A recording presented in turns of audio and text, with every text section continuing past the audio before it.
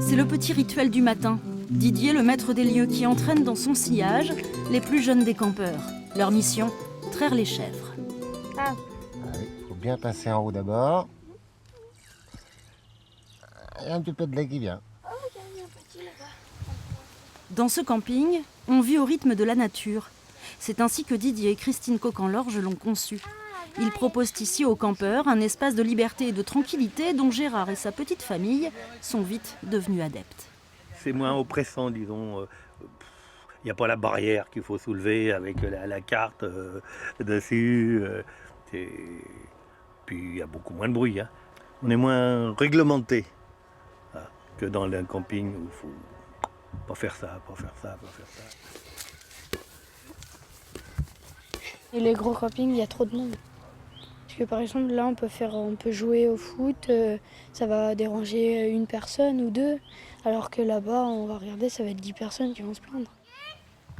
Des vacances en toute simplicité, animées de bon sens écologique.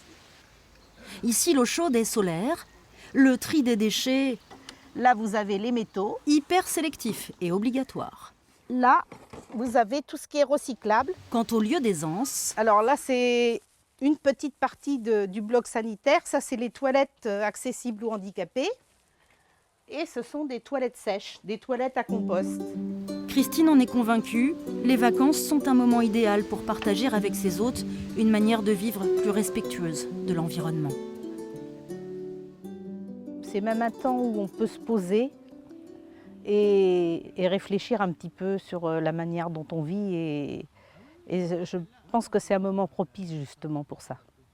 Les gens sont plus réceptifs que quand ils sont perdus dans leurs agendas surbookés.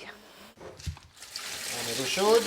Sans compter que l'écologie, ça peut vous amener à faire des expériences insolites, comme de tester le machin à laver, une invention de Didier, une lessiveuse économe en eau qui consomme juste l'énergie des campeurs. Tout le monde veut laver avec cette machine. Et là, il y a même des familles qui lavent leur linge sale en famille. Et tout le monde s'y met à tour de rôle, les enfants. Alors les plus jeunes pour l'essorage. Et voilà. Je trouve ça sympa. C'est une bonne méthode pour faire du sport, pour laver son linge, pour lire. Donc on gagne du temps quelque part. Et c'est une curiosité. Et puis la curiosité, ça fait partie des vacances. Le petit plus ici, c'est qu'on peut s'initier au savoir-faire maison en participant aux activités suggérées par les propriétaires. Une fois par semaine, Christine propose ainsi aux vacanciers d'apprendre à faire leur propre pain. Voilà, et vous voyez, elle devient moins collante après. Une fois pétrie, la pâte va maintenant devoir reposer avant d'être façonnée et passer au four.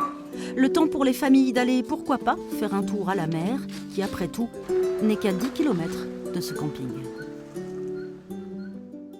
Tour à la mer.